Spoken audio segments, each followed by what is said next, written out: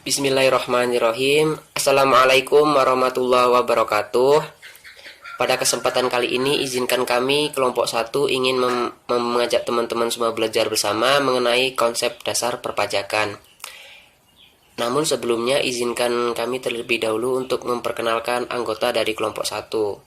Yang pertama saya sendiri Agung Prayitno, ada Andi Wibowo, Dimas Nurrohman, Febri Nuril Mustafa, dan M. Arwanda Al-Huda. Dengan Ibu Yulistia Devi, SEMSAK, selaku dosen pengampu mata kuliah perpajakan MBS kelas A. Baik, untuk menemani materi pertama akan disampaikan oleh saya sendiri, yaitu tentang definisi dan fungsi pajak. Definisi atau pengertian pajak menurut para ahli, diantaranya menurut Dr. Suparman Sumamijaya, mendefinisikan pajak bahwa pajak itu merupakan iuran wajib bagi warga maupun masyarakat, baik itu dapat berupa uang maupun barang, ini yang dipungut oleh penguasa dengan menurut berbagai norma hukum yang berlaku. Nah, di sini untuk menutup biaya produksi barang dan juga jasa untuk kesejahteraan masyarakat. Selanjutnya, pengertian pajak menurut Undang-Undang Republik Indonesia Nomor 28 Tahun 2007 tentang Ketentuan Umum dan Tata Cara Perpajakan, mendefinisikan perpajakan bahwa adalah kontribusi wajib suatu masyarakat kepada negara yang terutang oleh orang pribadi maupun badan yang bersifat memaksa berdasarkan undang-undang dengan tidak mendapat imbalan atau secara langsung dan digunakan untuk keperluan negara dan sebesar-besarnya untuk kemakmuran masyarakat. Dari definisi tersebut itu dapat kita identifikasi beberapa unsur yang terkandung di dalamnya. Nah, unsur yang terkandung di dalam pajak itu ada 5, dari definisi tersebut ada 5 macam. Yang pertama ada masyarakat. Kenapa ada masyarakat? Karena pajak itu merupakan pungutan yang diselenggarakan untuk kepentingan umum. Nah, yang kedua berdasarkan undang-undang. Tentu. Kenapa? Karena jika pemerintah itu memungut sesuatu tanpa izin pemilik, itu namanya bukan pemungutan pajak, namun perampokan. Nah, jadi di sini pajak itu harus berdasarkan dengan undang-undang. Nah, selanjutnya ada pemungut pajak. Nah, pemungut pajak ini haruslah pemerintah yang sah. Yang keempat itu ada wajib pajak. Nah, wajib pajak di sini bisa berupa perorangan maupun badan. Namun badan di sini bukan badan kita. Nah, badan di sini yang dimaksud yaitu perseroan maupun badan-badan bisnis yang lain sebagainya. Yang terakhir ini ada objek pajak. Nah, objek pajak ini dapat berupa keadaan maupun perbuatan atau peristiwa. Contohnya dalam hal perbuatan. Nah, ketika jika dalam perbuatan, contohnya ketika ada jual beli surat berharga maupun saham. Nah, di sini kan menggunakan dokumen. Nah, dalam dokumen itu pasti menggunakan dikenakan yang namanya bea materai. Nah, selanjutnya ada fungsi pajak. Nah, fungsi pajak di sini terbagi menjadi 4. Yang pertama itu ada fungsi anggaran, ada fungsi mengatur atau fungsi regulasi, ada fungsi pemerataan, dan fungsi stabilisasi.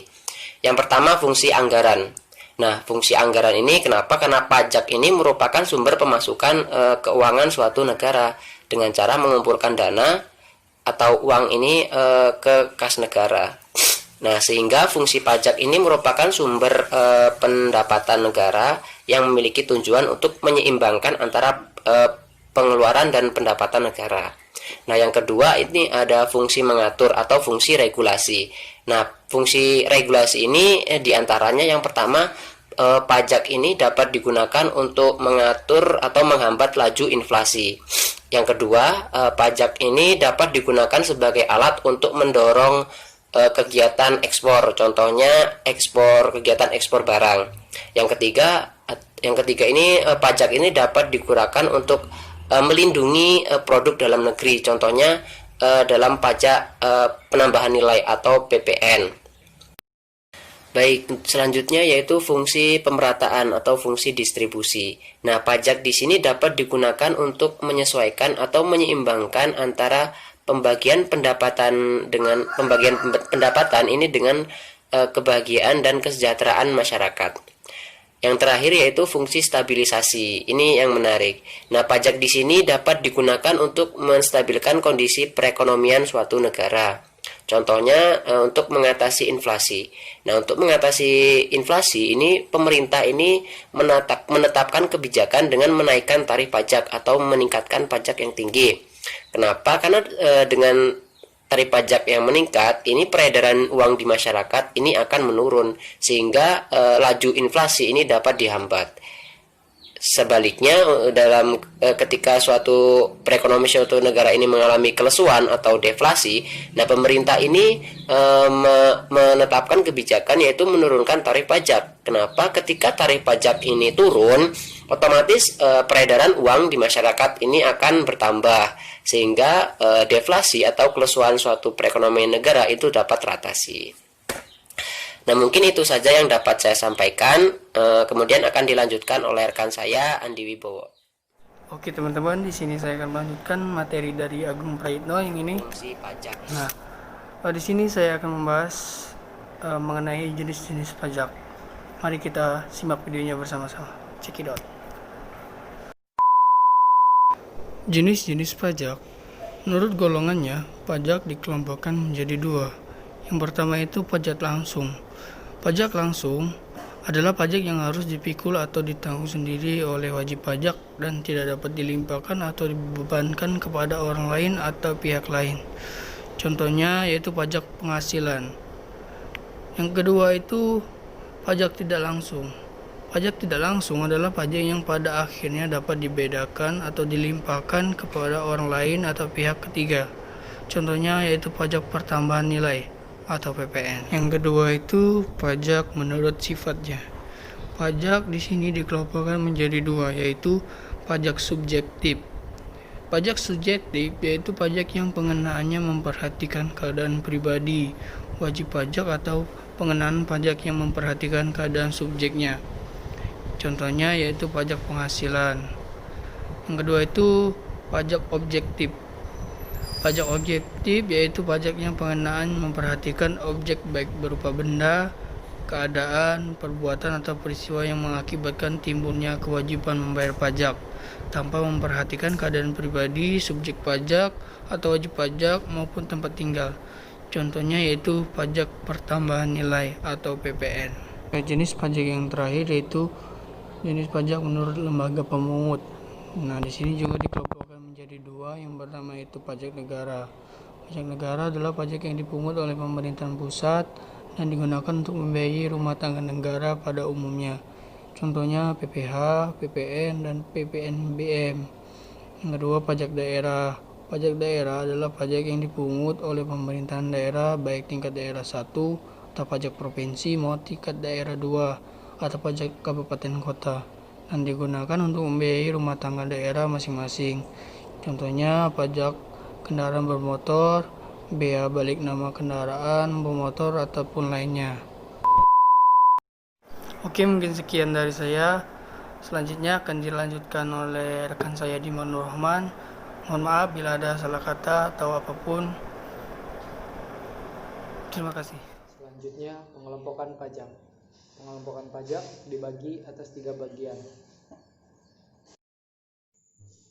Yang pertama, pengelompokan pajak menurut golongannya. Pajak langsung, yaitu pajak yang dimaksudkan untuk dipikul oleh yang membayarnya. Jadi pajak di sini tidak bisa dilimpahkan atau digeser kepada pihak lain, misalnya pajak penghasilan atau PPh.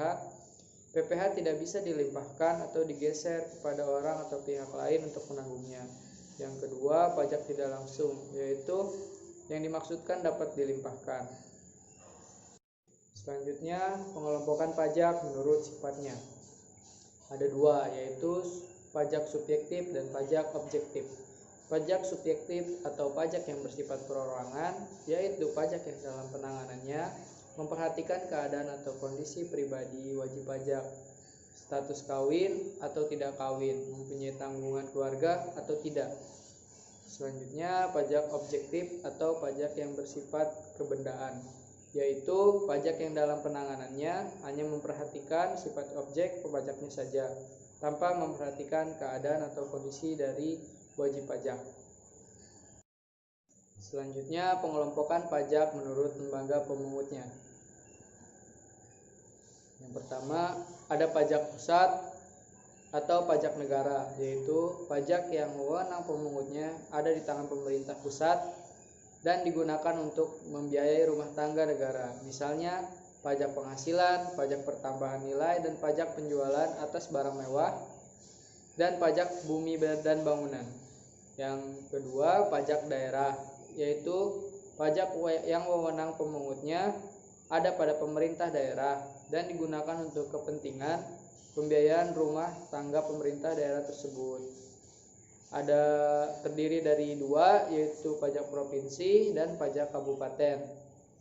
Pajak provinsi yaitu pajak yang dipungut oleh pemerintah daerah tingkat 1, misalnya pajak kendaraan bermotor dan pajak bahan bakar kendaraan bermotor. Yang kedua, pajak kabupaten atau kota, yaitu pajak yang dipungut oleh pemerintah daerah tingkat 2, kabupaten atau kota, misalnya pajak hotel, pajak restoran, dan pajak hiburan. Sekian, akan dilanjutkan lagi oleh kawan saya. Oke, sebelumnya Assalamualaikum warahmatullahi wabarakatuh. Saya Febri Nuril Mustafa dari jurusan Manajemen Bisnis Syariah, Fakultas Ekonomi dan Bisnis Islam, Universitas Islam Negeri Raden Intan Lampung. Di sini saya akan melanjutkan presentasi dari saudara Dimas, yaitu asas pemungutan pajak. Asas pemungutan pajak. Asas pemungutan pajak memiliki peran penting dalam keberlangsungan sebuah negara, yakni sebagai sumber biaya pembangunan. Ada 3 asas pemungutan pajak di dunia. Yang pertama, asas tempat tinggal, yaitu pemungutan pajak dilakukan berdasarkan domisili atau tempat tinggal seseorang. Yang kedua, asas kebangsaan. Pemungutan pajak dilakukan berdasarkan kebangsaan seseorang. Yang ketiga, asas sumber, yaitu pemungutan pajak dilakukan berdasarkan sumber atau tempat penghasilan berada. Ada 7 asas pemungutan pajak yang diberlakukan di Indonesia. Yang pertama, asas kebangsaan. Yang kedua, asas wilayah. Yang ketiga, asas finansial. Yang keempat, asas yuridis. Yang kelima, asas ekonomis. Yang keenam, asas sumber. Dan yang terakhir, asas umum.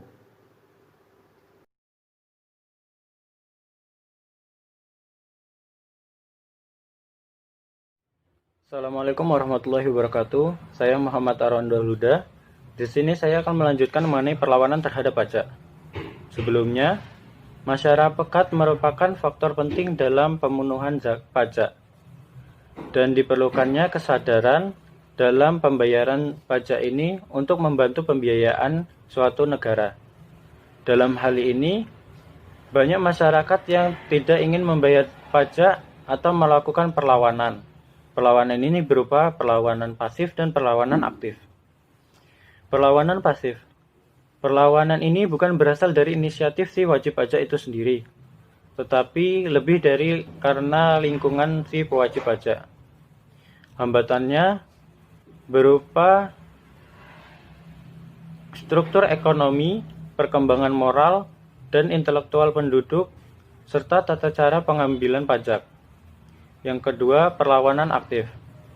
Perlawanan ini berasal dari inisiatif si wajib pajak itu sendiri dan merupakan usaha dan perbuatan yang secara langsung ditunjukkan terhadap fiskus atau pemerintahan dan bertujuan untuk menghindari pajak serta untuk mengurangi wajib pajaknya. Ada 3 cara perlawanan aktif, yaitu menghindari pajak, mengelak pajak, dan melalaikan pajak. Kemudian syarat pengumutan pajak.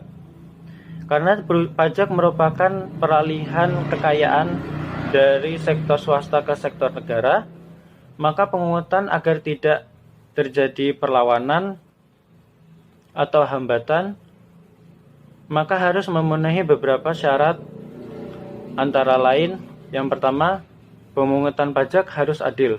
Yang kedua, pemungutan pajak harus sesuai dengan undang-undang, yaitu pasal 23 ayat 2 1945. yaitu tentang jaminan hukum, keadilan bagi negara maupun warganya. Yang ketiga, pungutan pajak tidak mengganggu perekonomian. Yang keempat, pungutan pajak harus efisien. Yang kelima, pungutan pajak harus sederhana. Baiklah, terima kasih atas perhatiannya. Saya mewakili kelompok 1. Saya akhiri. Wassalamualaikum warahmatullahi wabarakatuh.